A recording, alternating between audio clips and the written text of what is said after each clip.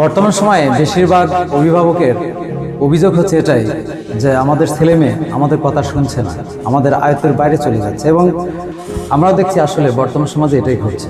এর কারণটা কি? এর কারণটা হচ্ছে যে আমরা জানি যে গরুর পেট থেকে যদি হয় বাচ্চা, তাহলে সেটাকে আমরা গরু বলে থাকি, আর ছাগলের পেট থেকে যদি হয় তাহলে সেটাকে আমরা ছাগল বলে থাকি। কিন্তু মানুষের পেট থেকে হলেই তাকে আমরা মানুষ বলতে পারি না, কারণ মানুষ হতে হয়। আর এই মানুষ হতে গেলে প্রয়োজন ধর্মীয় বা নৈতিক শিক্ষা এবং সুশিক্ষা। আমরা বর্তমান সময়ে সুশিক্ষা বা নৈতিক শিক্ষার দিকে গুরুত্ব দিচ্ছি না। আমরা ছেলে মেয়েকে তাদের মতো করে বড় হওয়ার সুযোগ দিচ্ছি এবং তাদের কাছ থেকে আমরা ইনকাম পাওয়ার আশা করছি, যার কারণে তারা আমাদের আয়ত্তের বাইরে চলে যাচ্ছে এবং নৈতিক অবক্ষয়ের কারণে আসলে এই সমস্যাটা হচ্ছে। আমাদের প্রয়োজন সর্বপ্রথম নৈতিক শিক্ষা এবং সুশিক্ষায় শিক্ষিত করা। তাহলেই ছেলেমেয়েদেরকে আমরা আমাদের মনের মতো করে তৈরি করতে পারবো, মানুষ করতে পারবো। ধন্যবাদ।